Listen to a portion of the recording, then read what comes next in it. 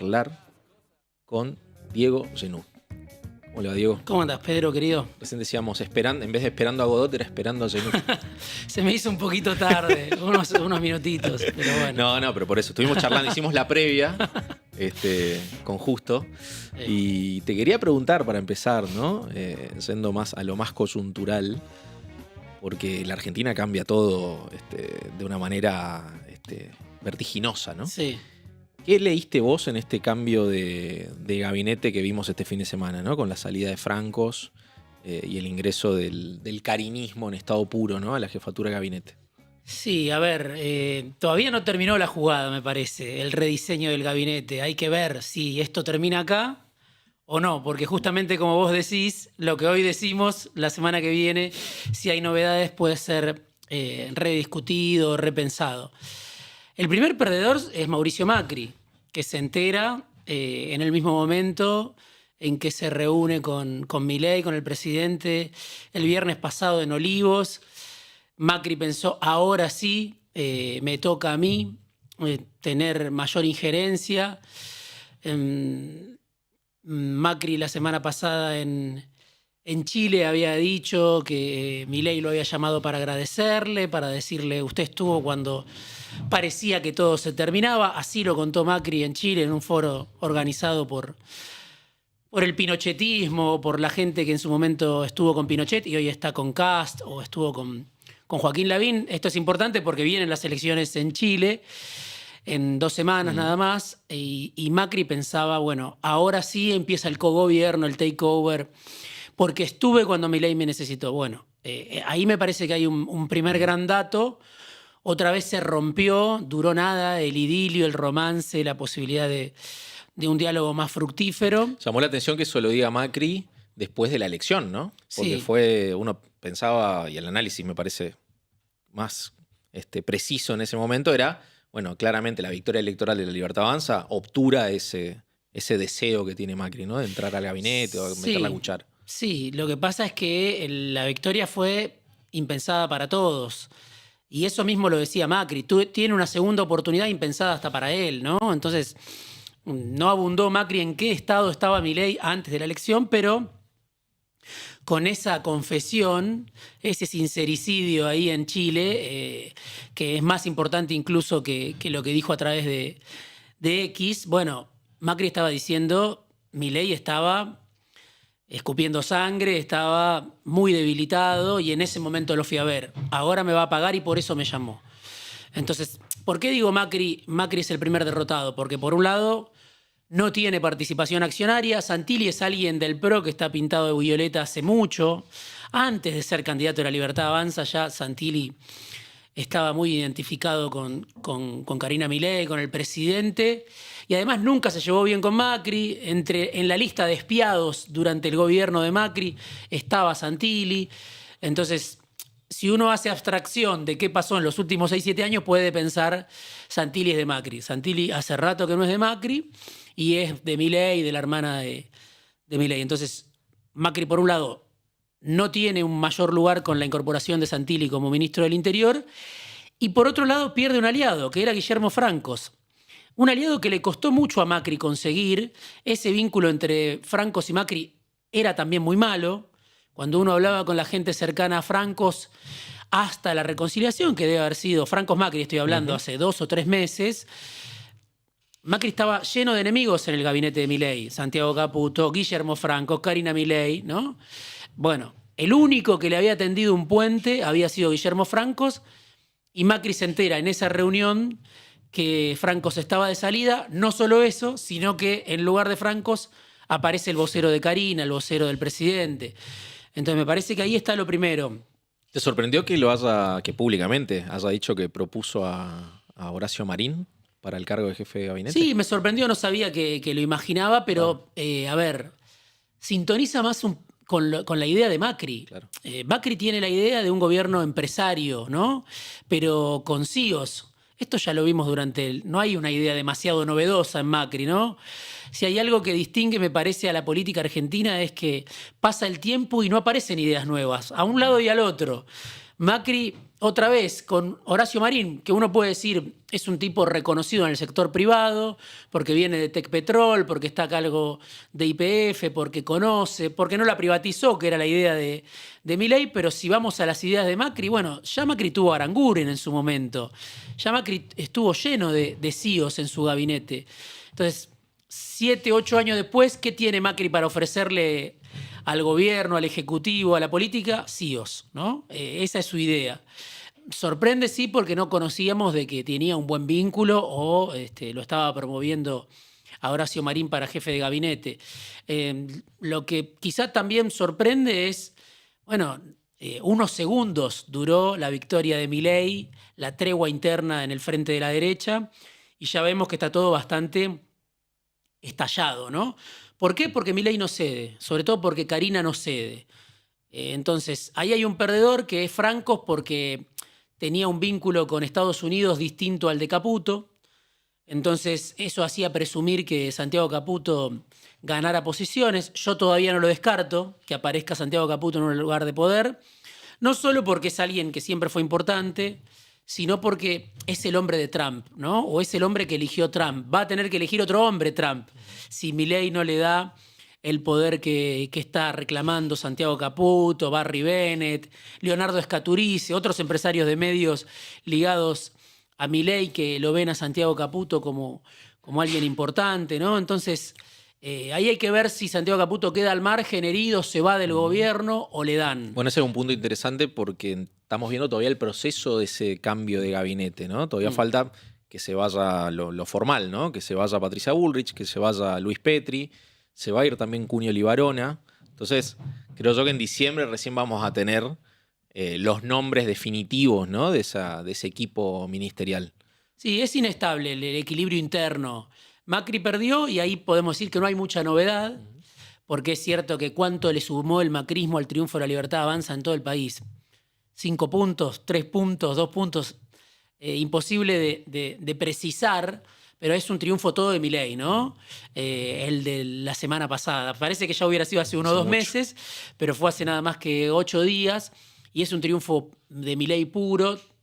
Todos los candidatos de Milei ganaron. No es Santilli, más allá del oficio que pueda tener Santilli, de que ya peleó una elección y la ganó en la provincia de Buenos Aires hace 4 años. Bueno, también Milei ganó en Córdoba con un candidato que era, como decían en el schiarettismo, el secretario de Bornoroni. O sea, ni siquiera era un recién llegado a la política, era un secretario de un recién llegado y le ganó a Schiaretti. Entonces, no tenía mucho Macri para reclamar. Santiago Caputo yo creo que sí tiene más para reclamar. Entonces, la información que tengo, y esto sí es información, es que el presidente al día siguiente del triunfo del 26 de octubre estuvo guardado, estuvo en una jornada de introspección, nadie sabe muy bien en qué. En la Casa Rosada estaba vacía el lunes. Bueno, Milei estaba blackout, digamos, sin comunicación con casi nadie. Y apareció el martes muy temprano, Milei hablando con interlocutores muy cercanos a él, formadores de opinión, algunos empresarios cercanos al gobierno, diciendo: Karina es la gran ganadora. Karina es la persona que me dio esta victoria, ¿no? Entonces, porque Milei estaba preocupado por el daño que venía sufriendo la figura de su hermana. Hay que recordar que veníamos de 3 meses donde todo el círculo rojo decía el problema de Milei es su hermana. Milei nunca compró esa versión o le dolió mucho esa versión, que ya no era, otra vez, no era de la oposición, porque cuando vemos la discusión interna y sobre todo cuando vemos a los voceros de Milei hablando en los medios que le reclamaban cambios, le estaban diciendo: a vos te bancamos, al 3% no lo bancamos, no bancamos a Spert, no bancamos, bueno... Todo se le atribuía a Karina Milei, las derrotas, la derrota en la provincia de Buenos Aires. Entonces, Milei quiso, desde el momento en que volvió en sí, después de la victoria en todo el país, muy contundente, decir: acá ganó Karina, para posicionar a su hermana de cara al reparto de poder. También hay que notar que la noche del domingo, Milei dijo: hay 2 grandes gigantes, mi hermana y Santiago Caputo. A la par, ¿no? Porque estaban los dos. Es la primera vez que estaban Exacto. los dos al lado suyo, ¿no? Exacto. Entonces yo no descarto que, como a mí me decían, gente cercana al presidente, Santiago Caputo tenga finalmente una cuota de poder. Si no la tiene, bueno, es un dato muy importante porque viene funcionando un esquema desde hace 2 años que no es un triángulo de bordes regulares, sino que obviamente Karina es más importante, pero Santiago Caputo estuvo cuando Karina Milei se chocó de frente contra una pared de hormigón a 100 kilómetros por hora. Santiago Caputo estuvo para sostener al presidente en todo ese operativo de salvataje con Trump, sobre todo en la pata política. Sería extraño que la Melas, que está llegando acá, el embajador de Trump, tenga que conocer a otra persona, porque su persona de confianza es Santiago Caputo, ¿no? La interlocución, ¿no? Porque Sí. ahí fue fundamental, vos mencionabas recién estos meses donde el caso español, ¿no? Fue muy perjudicial para la figura de Karina. Fue creciendo Santiago Caputo en esa suerte de diplomacia paralela, porque ahora quizá nadie se acuerde, pero el canciller que estuvo reunido con Trump el 14 de octubre voló por los aires, ¿no? Total. Como se suponía que formalmente tendría que ser el principal responsable de ese ida y vuelta con Trump. Sí. Exitoso, de alguna manera. Sí. Bueno, Huertain tenía un problema con Caputo, Francos tenía un problema con Caputo. Entonces, si uno miraba Francos y Huertain de salida del gabinete, era posible leer que, bueno, todo esto se lo queda a Caputo. Ahí la pregunta es si, ya quiero saber qué opinas vos, si se sostiene un organigrama con Caputo siendo asesor sin firma, lo que queda, digamos, de gobierno de Milei. Yo creo que va a ser difícil si le recortan poder, sobre todo. Si mantienen el poder que hasta ahora tiene, que es un montón, es muchísimo, porque tiene la mitad del gabinete y todas las áreas estratégicas sabemos que dependen de Santiago Caputo. Además, su tío es el ministro de Economía, hoy inamovible del gobierno. Con cierta autonomía también, ¿no, Toto? Sí, pero bueno, son los Caputo, ¿no? En el gobierno, por andariveles distintos, son 2 personas importantes. Puede ser que uno de los 2 se vaya en algún momento, pero yo creo que Milei se apoyó mucho en los 2 y Caputo, Luis, de manera milagrosa, gracias a Scott Bessent, llegó con aire a las elecciones. Cancillería quedó para Pablo Quirno, que es un hombre de Caputo, más allá de que se diga que tenía vínculo con Karina Milei. Y Adorni no es jefe de gabinete, o sea, Adorni es un vocero que lo mismo que comunicaba para afuera, ahora lo va a comunicar para adentro a los ministros, pero no tiene el voltaje político para hacerse cargo de la jefatura de gabinete. Entonces, eso lo sabe cualquiera, salvo que nazca un nuevo Adorni a partir de ahora.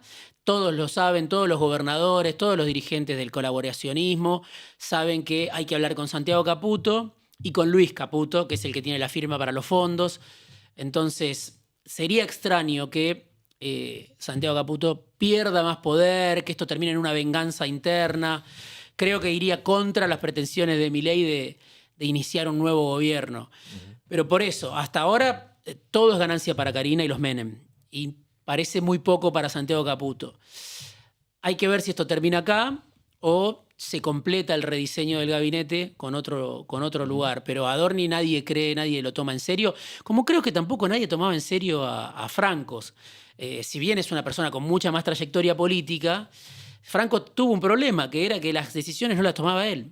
Las tomaba Santiago Caputo, claro. Las tomaba Karina.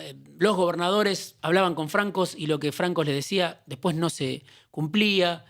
Entonces era un teléfono descompuesto. Todo indicaría que lo que además está pidiendo Estados Unidos, que lo que hay que entender más allá de todos estos nombres domésticos, es que Estados Unidos se quedó con una parte del gobierno de la Argentina. Porque Trump salvó a Milei no de la derrota electoral, sino de terminar muy mal. Lo dice Macri en los términos que, según Macri, se lo dijo Milei. Todo se terminaba. Entonces, si no hubiera sido por ese salvataje extorsivo de Trump de la plata va para Milei, si no, Argentina se va a morir.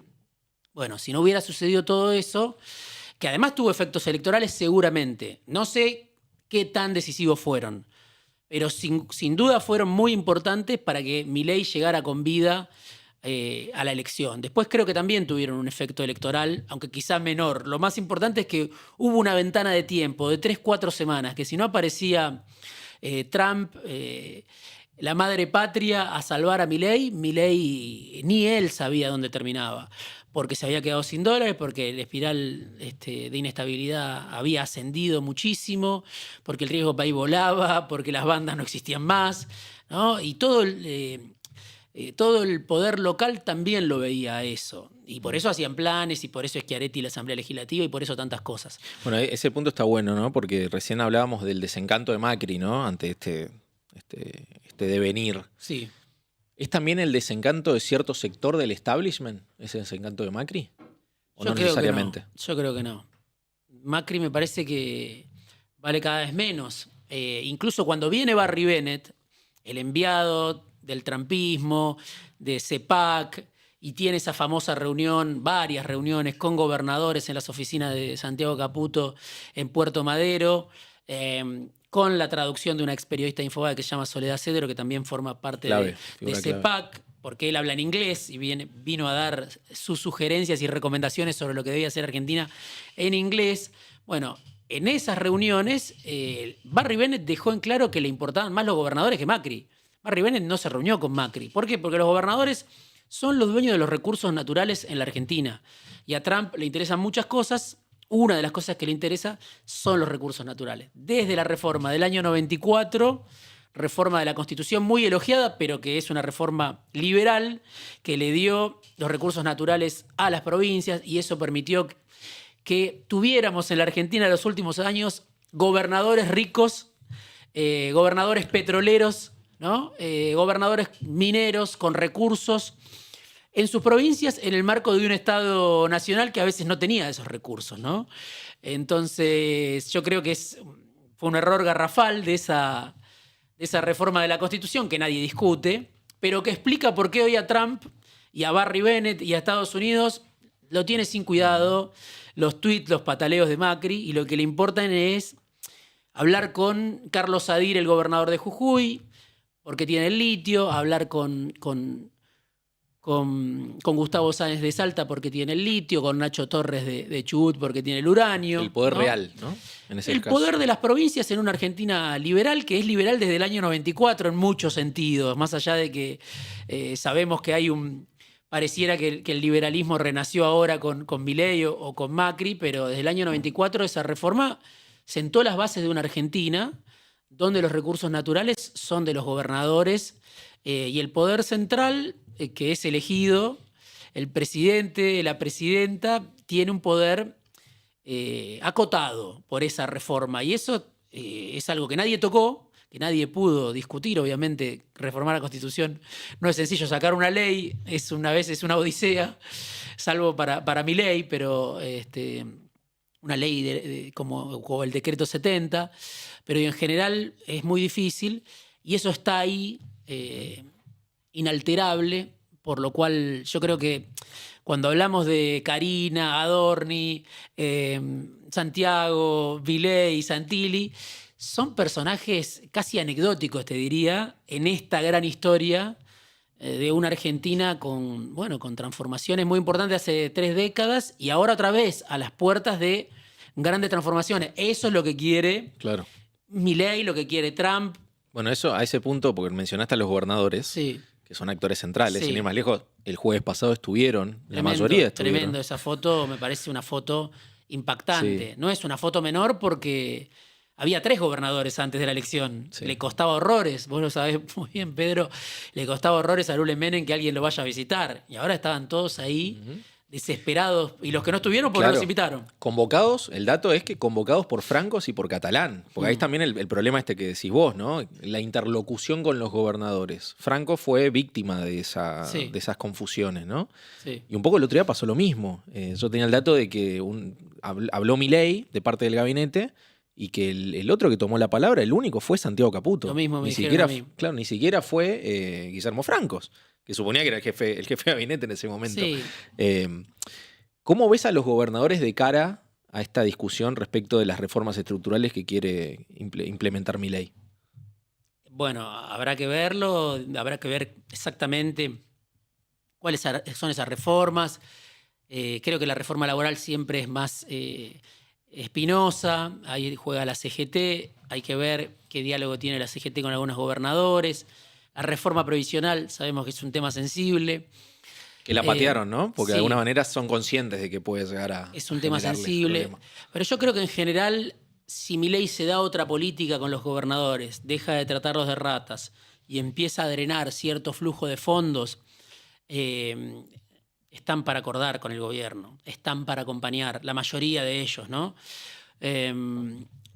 Obviamente, como vos decías, todo depende del minuto a minuto, las cosas pueden cambiar de una semana para otra, pero Milei está iniciando un nuevo gobierno, o sea, es casi un nuevo gobierno, es un nuevo ciclo, revalidado por el voto popular, lo cual es importante para cualquier gobierno. Y se ordenó todo de una manera impensable, y ahí hay que preguntarse por la oposición, ¿no? Pero claramente yo creo que esos gobernadores, que además vienen de perder en sus provincias, muchos de ellos, entonces acá había una cuenta que se veía hasta hace poco, que es los gobernadores ven cómo Karina Milei les arma sus propias listas y cómo Milei los maltrata. Bueno, pérdida por todos lados, los empujó al enfrentamiento a muchos de esos gobernadores, a la distancia. La famosa frase de Gustavo Sáenz, que es el aporte más grande que hizo a la política desde que yo por lo menos lo conozco, por lo menos fuera de las fronteras de Salta, Paloma de Iglesia, ¿no? ¿Eso se le dice a quién le dijo Paloma? ¿A Milei? ¿A Milei? Eso no lo vi. Paloma de Iglesia, claro, porque caga hasta los fieles, eso lo dijo Gustavo Sáenz, para mí fue el aporte más grande que hizo a la política. Claro, bueno, eso, digo, ahora tiene que cambiar, se supone que tiene que cambiar, ¿no? Porque Milei tiene un mandato además, no es solo Milei, digo, este Milei más político, este Milei más humano, si se quiere, este Milei que abraza y que saluda a Jorge Macri, que se detiene con todo. No es un Milei producto de una introspección, de un aprendizaje, sino que es un Milei digitado por Washington, digitado por Trump, que es el que lo salvó. Digitado por Barry Bennett, digitado por esos círculos de poder que se mueven entre Washington, Wall Street, Miami, ¿no? Entonces, es un Milei más político, lo puede hacer. Se nota, el presidente tiene dotes para la actuación. Puede ser un día el más virulento y el otro día puede ser una seda. Depende, bueno, cómo haya amanecido y otro tipo de cuestiones, digamos, pero evidentemente él puede ser un político dialoguista, sí, de eso depende su supervivencia. Uh-huh. Y su supervivencia, Milei se dio cuenta, uno podría decir incluso antes de que asumiera Trump, de que está más ligada a Estados Unidos que al poder local.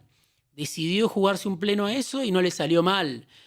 No quiere decir que sea todo ganancia para la Argentina, yo creo que no, que le serviría otra relación en este mundo multipolar, le serviría a Milei desplegar un juego más inteligente, pero jugó un pleno a que Trump lo salve y Trump lo salvó, entonces puede ser un político. No es un político como el que te venden, yo creo, los amigos del presidente, los voceros de los grandes medios de comunicación, bueno, Milei, qué bien, hay un Milei dialoguista. Ese Milei dialoguista es hijo del látigo de Trump, ¿no? No es un Milei dialoguista que reflexionó en su casa escuchando ópera los domingos con Juan Carlos de Pablo, sino que está muy apretado. Fuerza mayor. Está muy apretado para que blinde la gobernabilidad y que esto no vuelva a naufragar como naufragaba hace un mes. Vos recién mencionaste la oposición, ¿no? ¿Cómo viste la primera semana del peronismo post-electoral, ¿no? Con la carta de Cristina. Vos en una nota mencionaste que el peronismo tiene que tomar las lecciones para vos que no tomó, ¿no? Después del 2023. Sí. ¿Lo ves en esa línea? Sí, algo de eso charlábamos la semana pasada, ¿no? No los termino de ver en esa línea, los veo más bien acusándose unos a otros. Yo creo que es un juego de suma cero, creo que le sale mal a todos, ¿no? No veo que los reproches vayan a llevar al peronismo a ser la opción más votada. Me parece que hay algo que va más allá, ¿no? Del mal gobierno de Milei, porque para mí yo sigo pensando que es un gobierno muy malo, casi te diría desastroso en lo económico. Sin embargo, tiene un activo, que es el de la estabilidad, ¿no? Que esta sociedad es muy importante por la memoria traumática de los argentinos con respecto a la inflación. Entonces, el peronismo me parece que tiene que hacer algo más que repartirse culpas. Y cuando digo repartirse culpas, no digo solo Cristina facturándole a Kicillof, alguna gente de Kicillof facturándole a Máximo, los sectores del antikirchnerismo peronista, obviamente facturándole a Cristina, sin ver que Schiaretti viene de fracasar mal y pronto con su pretensión nacional. Me parece que hay algo más, hay un voto sin duda antikirchnerista, como lo charlábamos la semana pasada, pero hay un voto antiperonista, que es lo que lleva a otros sectores a la derrota. Entonces, esta idea que también circula mucho, por lo menos uno ve a través de las redes sociales, donde hay una maratón para ver quién, sobre todo entre economistas, algunos personas influyentes en el peronismo, desesperados por ofrecerse como vehículo para los deseos del poder económico, pensando que eso les va a devolver el voto. O quizá no les interesa que les devuelvan el voto, simplemente les interesa a muchos de esos que los contraten las empresas como consultores. Bueno, no va por ahí, me parece, la salida del peronismo, sino que va por conectar con la sociedad. ¿No? O sea, acá la noticia más importante de los últimos 2 años es que la sociedad mayoritariamente, al menos la mayoría electoral, le dijo no al peronismo. Y uno ve que hay voces influyentes del peronismo que frente a ese rechazo de la sociedad no van a conectar con la sociedad, sino que van a arrastrarse ante el poder económico. Bueno, está bien, son opciones, digamos, pero no resuelve el problema que se hizo manifiesto una vez más el domingo pasado, ¿no? Entonces, obviamente que hay gente que fue funcionaria del peronismo y hoy puede estar trabajando para grandes empresas, que puede tener un aporte para hacer. De ahí a ofrecer que el ministro de Economía tiene que ser un empresario, o bueno, cuál es el nuevo Sturzenegger, o tantas otras cosas que parece un brainstorming para ver quién se parece más a Milei, yo creo que no resuelve la desconexión de un sector de la sociedad con el peronismo. Tiene que ser opción, me parece a mí, más con un gobierno como el de Milei, el peronismo para las víctimas del plan Milei, para los huérfanos del peronismo, no para el establishment que ya tiene a Milei. Bueno, eso es interesante porque como que se replica una discusión que era muy también del gobierno de Macri, ¿no? Cristina creo que durante esos años logró consolidar esa imagen de lo más coherentemente antimacrista, ¿no? Sí. Hoy podemos decir lo mismo, ¿no? Sí, o sea, pero hoy tampoco alcanza para Cristina eso. Claro, eso te iba a preguntar. Sí, tampoco hoy alcanza para Cristina eso porque fue parte sustantiva del gobierno del Frente de Todos, obviamente que lo eligió Alberto. Vos hablás en la nota del Destape de ayer de un peronismo alfonsinizado, ¿no? Sí. En el peor de los sentidos. Sí. Me parece que es algo que hay parte de la sociedad que lo está viendo así.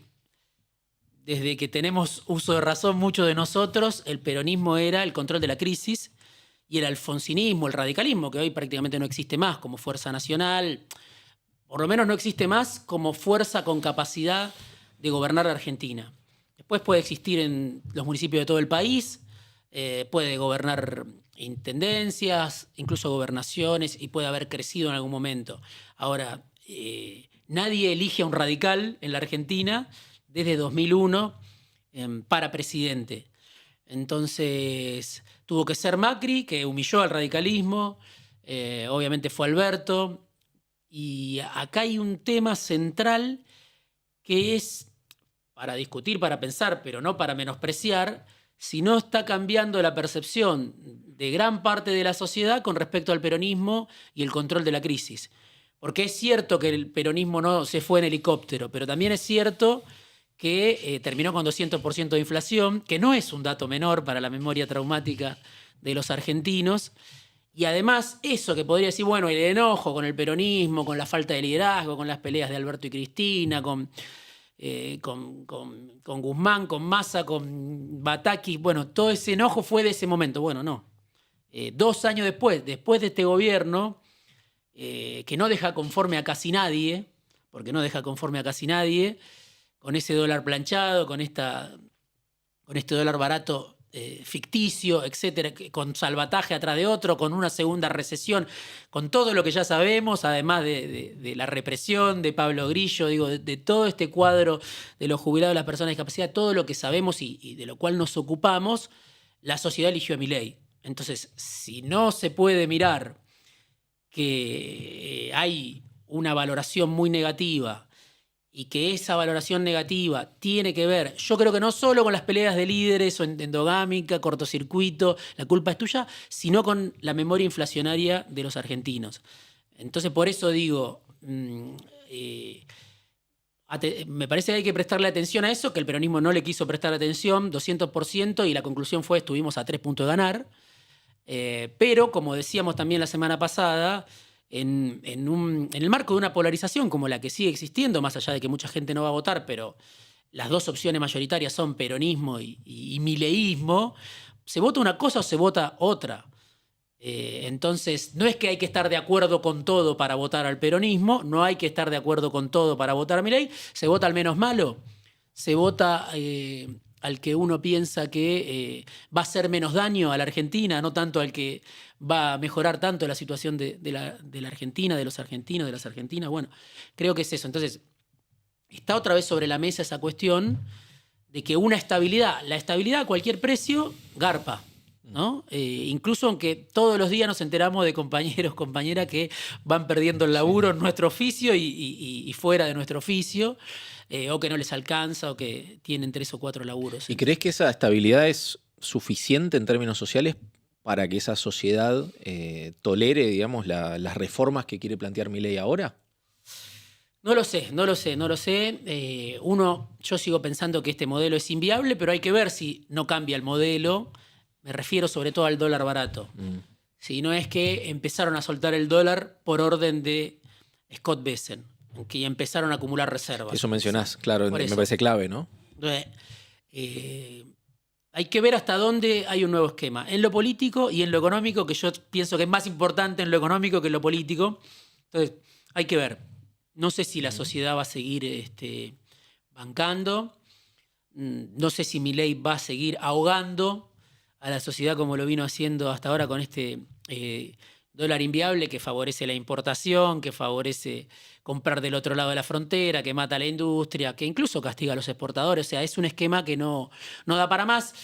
Y uno dice, Milei hizo todo eso para ganar la elección. Bueno, le dio resultado. Entonces, ahora que le dio resultado y ahora que tiene aire, tiene margen para rever la política con respecto al dólar, porque ya no hay más salvataje, me parece, además. Entonces, tiene margen y tiene hasta la obligación. Si lo va a hacer, no lo sabemos. Pero empieza una nueva etapa y bueno, la sociedad argentina en el año 99, después de hace un cuarto de siglo, muchos obviamente no lo vivieron y lo recuerdan, pero después de una recesión muy profunda, ya con desocupación muy alta en 18%, con la pobreza escalando, siguió eligiendo la estabilidad, aunque se sabía que eso estaba matando a la mitad de la Argentina o más. Y sin embargo, la mayoría votó al radicalismo y al peronismo de Chacho Álvarez. Después muchos de esos funcionarios de Chacho Álvarez, de esa aventura del frepaso, se reconvirtieron en hombres de Estado con el kirchnerismo. Sin manejo Chacho, ¿no? Que pasó medio desapercibido con un cargo, ¿no? Sí, Chacho quedó ahí, pero digo, otros más importantes. Fueron ministros, ministras importantes del kirchnerismo. Pero en ese momento, el único que se animó a cuestionar la convertibilidad fue Duhalde, lo hacía Hugo Moyano.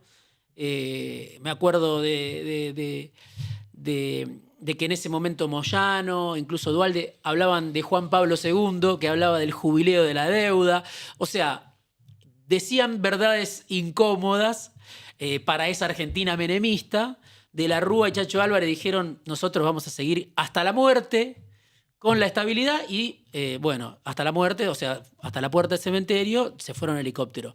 Entonces, ¿qué quiero decir con esto? La sociedad argentina, para mal o para bien, incluso errando muchas veces o acertando, valora mucho la estabilidad, se enamora de la estabilidad y mientras tenga estabilidad puede no mirar al costado, a los que se van cayendo a la banquina, ¿no? Entonces, eso creo que es lo que pasó en la elección y además pasó de que no hubo tampoco, si querés, un Duhalde en esta elección, no hubo alguien del peronismo con una idea distinta. Axel Kicillof insinuó lo de las nuevas canciones y bueno, casi le cortan la mano. tampoco era muy osado como idea de una Argentina nueva, hablar de nuevas canciones, pero bueno, fue. Y después Schiaretti es un gobierno más pro mercado, y después, bueno, hay otras opiniones que circulan también en el peronismo, ninguna tuvo la envergadura suficiente como para encarnar una alternativa político-electoral, que es el terreno donde siempre se validó el peronismo, no en el terreno del streaming, no en el terreno de las discusiones entre cuatro paredes, sino bueno, a ver cuánto vale socialmente esa posición que vos tenés, ¿no? Y bueno, no se alcanzó ni a insinuar con fuerza o a validar con fuerza una alternativa desde el peronismo. Yo creo que esa fue la estabilidad de Milei a cualquier precio, con un montón de caídos y heridos. Y la nula autocrítica, nula, porque no hubo prácticamente, no sé quién de la dirigencia dijo nos equivocamos en esto, en aquello. Y bueno, eso yo decía en una nota ahí en el Destape, el camino más corto está agotado. Es el camino más corto, el camino más fácil, no va más. ¿Cuál es el camino más corto? No es que nosotros seamos buenos, sino que los otros son peores. Bueno, ahora Milei puede decir eso, ¿no? Bueno, el quiebre en el gobierno de Macri, a pesar que estamos con los paralelismos, fue justamente fin del 2017. Ya a principios del 2018 el peronismo empezaba a insinuar, ¿no? Una cierta, por lo menos ciertas conversaciones. Sí. Porque había cambiado el clima también, ¿no? Sí. Le quedan 2 años todavía. Sí. No, sin duda. Acá en la Argentina nunca se sabe qué puede pasar. Puede cambiar la escena geopolítica. Trump puede tener otras urgencias. Le puede soltar la mano a Milei. No sabemos. Milei puede empecinarse en volver a chocar. No sabemos. Es un gobierno que, por eso digo, fue muy, muy malo estos 2 primeros años. No solo por la crueldad de la que tanto se habla, por la represión, porque le voló la cabeza a un fotógrafo en una manifestación que todavía está tratando de recuperarse, que es Pablo Grillo, sino porque además no cumplió ni siquiera con sus objetivos, ¿no? de acumular reserva, ni de traer inversiones. Las empresas multinacionales se van, o sea, es largo, pero todo eso no pesó. E incluso la excitación de actores del progresismo y el peronismo con las denuncias de corrupción durante los últimos 3 meses, te das cuenta que, no digo que no sirvió para nada, pero era una cosa que no influía a nivel social. Entonces, la excitación por los audios, la excitación por Fred Machado, como si ahí, yo en alguna conversación acá dije, el peronismo está en modo Carrió, ¿no? Bueno, no alcanza. No alcanza sobre todo para el peronismo, que siempre fue una alternativa de poder. Entonces, sin duda que hay mucha gente que vio a Milei diciendo, bueno, es toda una farsa lo de la casta, es una farsa lo de que vamos a luchar contra la corrupción, Karina recauda, lo dice Español, lo dice el abogado del presidente, lo vemos a Fred Machado, lo vemos a Spert renunciando después de un festival de mentira, pero nada de eso cambia la vida de las mayorías. Eso es un entretenimiento para nosotros y vuelve a quedar demostrado para los que vivimos en este micromundo de la noticia, de la corrupción, de la rosca y qué sé yo. Pero creo que la mayoría, 46 millones de argentinos, hay sectores que están salvados, obviamente, y ganan en todo momento, pero el resto está peleando por su sobrevida. No le interesa tanto la novela de los audios o la novela de los aviones. Lo que le interesa es si le alcanza la guita o no le alcanza, si lo que gana del 1 al 5 se va a mantener estable cuando llegue el 30 o va a valer la mitad, ¿no? Entonces, más allá de que Milei no erradicó la inflación, más allá de que hay destrucción de empleo, hay recesión, y con recesión cualquiera baja la inflación y tantas cosas, y el dólar planchado, todo lo que quiera, pero la sociedad mayoritariamente, por lo menos la mayoría electoral. Después hay mucha gente que no fue a votar, y eso es un dato.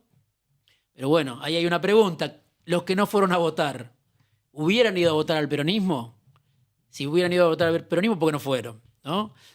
O hubieran ido a votar a Milei. Bueno, eso no lo podemos saber, pero presuponer que el ausentismo es sinónimo de voto para la oposición también puede ser un error. Sí, no pensarlo como 2 caras quizá de la misma moneda, ¿no? Respecto a Milei. Bueno, Diego, interesantísimo.